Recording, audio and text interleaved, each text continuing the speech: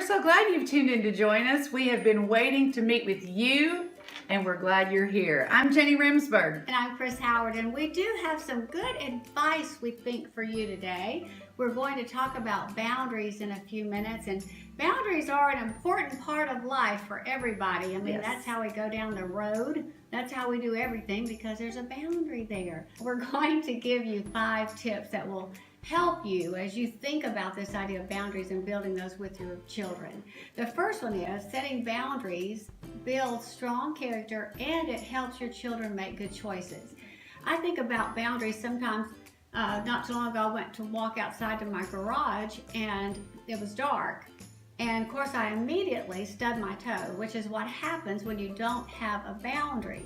Now, had I gone out there and there had been some kind of a little road or something, A little light, then that wouldn't have happened. So setting goals and setting boundaries in your life actually help you stay safe and help you be more secure and help build that strong character that we want in our kids. You know, just saying the way you said that, saying the light, when you turn a light on, it actually gives you boundaries because the light only goes so far. Right. There's a lot of spiritual meaning to that. That's right. That's really awesome. Yeah, it would have been smarter if she would turn the light on. It would have been. Yeah. My toe would have appreciated that. Okay, the second one is boundaries put power and meaning to our words, and that ultimately makes our children confident and makes us confident in our ability to parent.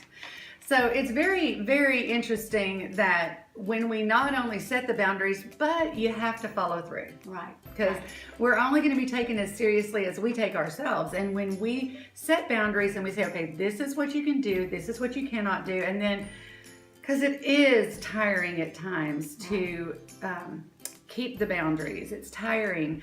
And so sometimes it feels like, oh, well, it's just easier to let them go. No, it's not. Because they are going to not respect your authority if you don't respect it and you don't maintain it and walk it out. Both of us had strong moms when we were growing up, but not moms that were mean in any way. They were just Right. They just had a strength about them. And never in my growing up years did I doubt that my mother was in charge Never. or that she could handle the 6 kids that she had in her home. She was powerful with how she was authoritative with how she said things. And in that place of setting boundaries for us 6 children, we gained a confidence in ourselves. Because we had confidence in our parents that they were setting the right boundaries for us, and that in turn created more confident children.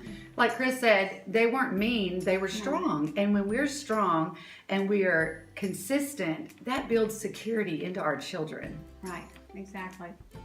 What's the third one? Number 3 is setting boundaries about the people our children hang out with. Is a very important lesson for your children to learn. Now, when they're young, it is important for us because we have the wisdom. We can look at them, and it's not to say that we're going to talk bad about people. It's just for us to be mindful and wise about who our children hang around with. And you notice when we have young children, different parents parent differently, okay? Mm-hmm. So I remember when my children were young and we would go with different people, and my children would say, why do they do that and we don't? Well, because our home runs differently. It doesn't mean bad or good necessarily. If your home runs differently than your neighbors or other friends, it's important to explain to your children why you've chosen these standards, these values, these boundaries. But it's also important that those things, they're not set in a situation to have to deal with the conflict in their own hearts without talking it out. It's an important thing. Right. And even in your home, this is something that you'll deal with too. Kids will come in your home and behave in a way that's not acceptable for your home. And for when my children were little, I simply said, we don't do that in our home. That may be fine for you to do in your home, but we don't behave that way in our home. And in our home, this is how we do it. And that's okay. You know, kids, everybody's household runs differently. Mine didn't run the way Jenny's ran. No. It all runs differently, but sticking to the way that you parent within your home is an okay thing to do, and not making anyone feel bad. And you know, that goes right back to consistency. That's a word you'll hear us say a whole lot. And it's not an easy word, we know that. It's just something you strive for. It's something you work towards. Right. Okay, the fourth one is socially, some of our children may need to be taught to set limits on themselves. As a parent, I know that there needs to be a little more boundaries on a little social butterfly. I have a Right. little proclivity to that myself. But then there are others you may have to help bring them out of themselves, like you And said just your mother Get did. them out the door. Yes. Yes. And now I was a very, very shy personality as a child, and my mom had to help me overcome that shyness gene a little bit by saying, you call and make your own appointment. You go to the checkout counter. She did those things for me. Now, as I got older, I'm shy, but I'm very socially active. I love to do a lot of things. And so I also had the mom that had to say, no, you've done enough this week. I don't think, You know? I can't see where she's shy, but I know she feels her inner self. My I don't. inner self is shy, but always wanted to be involved socially. So my mom had to say, no, you've done enough things this week. And I had to do that Does with she my do children. that now? Yeah, she tries to do that now. Does Johnny do that now? They all try now.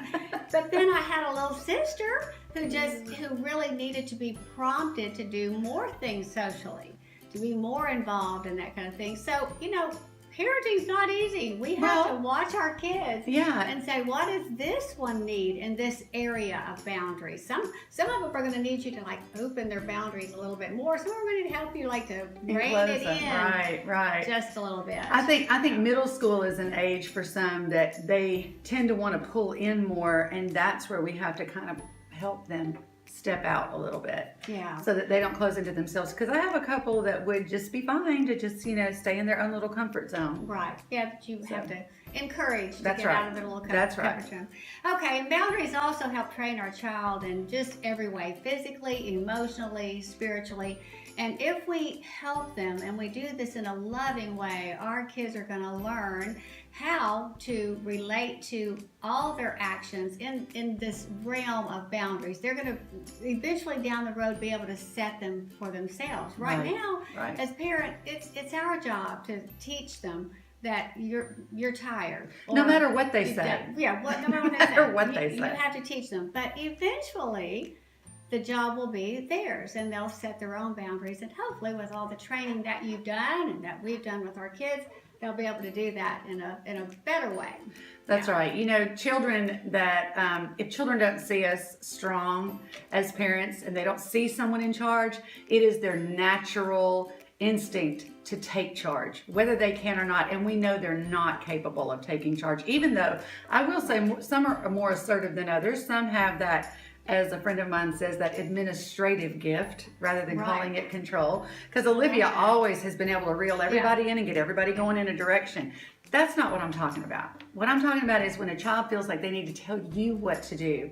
Maybe they need to see more clearly that you really are in control. Mm-hmm. That you really are capable You really of setting can the do boundaries. this. And you're not doing them any good. You're not doing them any help or any favors by allowing them that kind of power before they're ready. That's right. Exactly right. We have a couple of other things for you, some what I call some aha moments in parenting with this idea of boundaries. So the first one is realize that your children who are challenging to you are really crying out for some limits. Our more challenging children are really saying, somebody help me, give me some boundaries, tell me where my space is. And when we think of boundaries as a little bitty baby, probably the first boundary you put up is like that pillow that keeps them from rolling over. Well, eventually they've grown past that pillow and you can't do that anymore, and then you put them maybe in a playpen so they can be safely guarded by something while you try to get something else done. And then they get a little bit older and the boundaries like, don't go out of the yard, don't leave this area. And then they get way older than that and you're like, be home at 11. Mm-hmm. You've set the boundaries all this time. And so you have those children from the beginning who may challenge the playpen and the front yard and the car. But what they're really crying out to you is saying, help me figure out how to keep myself within the spaces that I need to be in. Right. So the second one is letting your kids live by their own rules is just cruel. We live in a world that's not going to allow them to do that. We've got to prepare them for the road ahead of them, not prepare the road for them. Go ahead of them and make things easy because they want to do it their way. No, you're crippling your child. You're disabling your child. You're not enabling and empowering them. We've got to equip them to operate in the world that we all live in. And that is within boundaries. It is within instruction and authority. If we want them to be well-adjusted and socially active and joyful. We do want our kids to have joy. That doesn't mean happy all the time. It doesn't mean they have everything they want. It means they understand how to live joyful, to choose that. And the next thing, the next aha moment for you will be that boundaries do grow with a child. And as I said, they go from that little pillow to the yard and then to their driver's license into college, and their boundaries are totally different. But here's the thing to remember. Children who skip steps in that model end up struggling most of their life. If you take a 5-year-old and try to give him as much freedom as you would give a 15-year-old, you're going to have trouble with your child. And that's sad to say, but that's the real reality. But if you help your children all the way through and learn and move those boundaries just a little bit wider as they get older and older, then the chances are they'll be more likely to be well adjusted as an adult. You know, that makes me think of studies that have proven that a baby that skips crawling, because some don't want to crawl, a baby that skips that stage has difficulty learning in other areas later. I remember my niece, my children, whomever, we would get down on the floor with them and help them do that because we had learned that. It's the same way. If they skip those steps, it's not going to turn out well. We've got to help them grow gradually. The next aha moment was to know that boundaries truly are God's idea. He first set boundaries in the Garden of Eden, and they didn't choose to follow them, and look what happened. Boundaries are for our protection. They are for our very best as well as for our children. And once again, we have to model for our children what we want them to do. If we're not adhering to boundaries in our world, what's going to make them want to? They need to see us be adhering and obedient to boundaries, if you want to use that word, so they can see how it works it works for my parents. It'll work for me. Right, exactly right. And the last thing to remember, the last aha moment is this. Be certain that your motivation for setting a boundary is God honoring. That we don't want anything done out of cruelty or maliciousness or anything against a child or against another parent or perhaps a step parent or an ex or any of those things that might be involved in your life. Anything that could cause you to do anything out of the motivation other than being God honoring and doing what's the best thing for your child. Anything that would be unnecessary control. That's not what we're talking about. We're talking about things that will help them grow and help nurture them. Exactly right. Absolutely. Well, that's all we have for you today, and we hope there's something that we said that will help you in your parenting. We ask you to please subscribe to our channel. Look for us on our Mom Thing Instagram, a.mom.com. Thank you so much. We'll see you next time.